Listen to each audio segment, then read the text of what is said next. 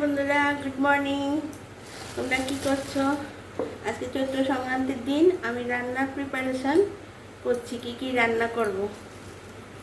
তো আমি এই যে দেখো কাঁঠালের এঁচড়গুলো পরিষ্কার করবো। এগুলি বাজার থেকে এরকমভাবে কেটে নিয়ে এসছে। এরকমভাবে কাটতে তো হবে না, এটা দিয়ে একটা এরকম বড় বড় আলুগুলিকে এরকম এরকম পিস পিস করে কেটে তারপরে এটা দিয়ে একটা তরকারি করব। এটা তোমাদেরকে দেখাবো, প্রিপারেশনটা ছাড়বো। আর এই কুমড়োটাকে ছোট ছোট করে দিয়ে কালো জিরে ফোড়ন দিয়ে, যেহেতু নিরামিষ, কালো জিরে ফোড়ন দিয়ে কাঁচা লঙ্কা চিড়ে একটা কুমড়ো ভাজা করব। আর আমাদের একটা আম ডাল হবে, ঠিক আছে। আর দই তো আছেই।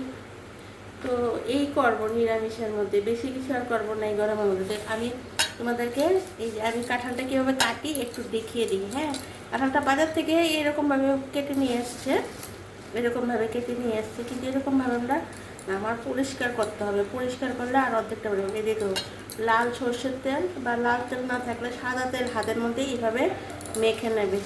মেখে নিয়ে আমি একটু দেখিয়ে দিচ্ছি, বাকিটা পুরোটা এইভাবে করবো। তারপর এই দেখো, এই কাঁঠালটাকে এই জায়গাটাকে এইভাবে নিলাম, নাহলে কিন্তু পেটের মধ্যে অসুখ করে যাবে।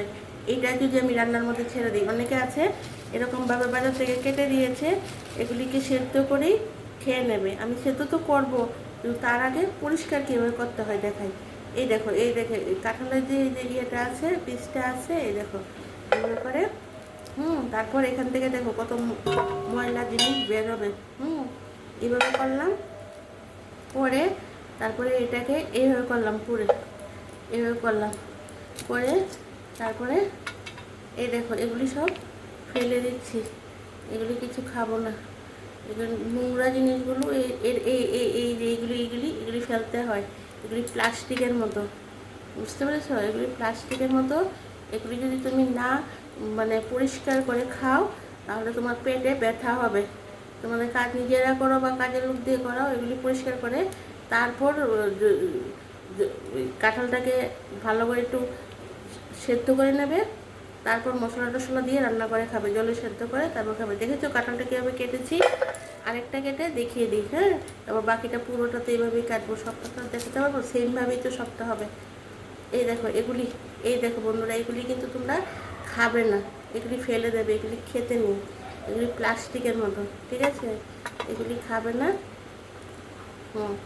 এগুলি খাবে না। তোমরা নেবে কোনগুলো, এটাকে আবার পরিষ্কার করে নেবে। এই চুকড়াটা ফেলে দেবে, বীজের এই লাল চুকড়াটা ফেলে দেবে। তারপরে এই দেখেছো, দেখেছো কীভাবে পরিষ্কার করেছি?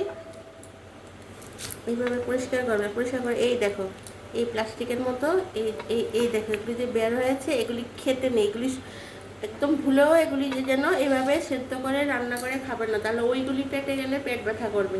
তাই এগুলি মাঝখান দিয়ে কেটে বীজটাকে নিয়ে তার চোকলাটা ফেলে দিয়ে আমি দেখালাম তো কীভাবে পরিষ্কার করবে।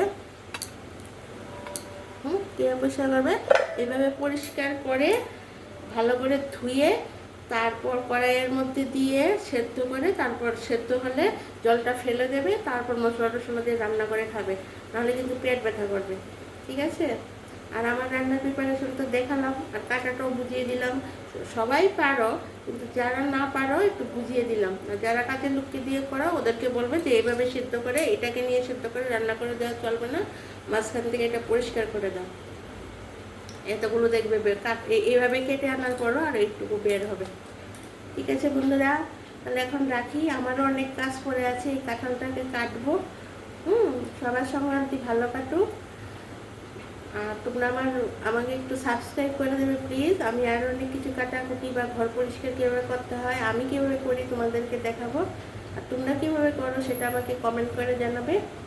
তাহলে এখন রাখি, টাটা, বাই বাই, সবাই ভালো থেকো।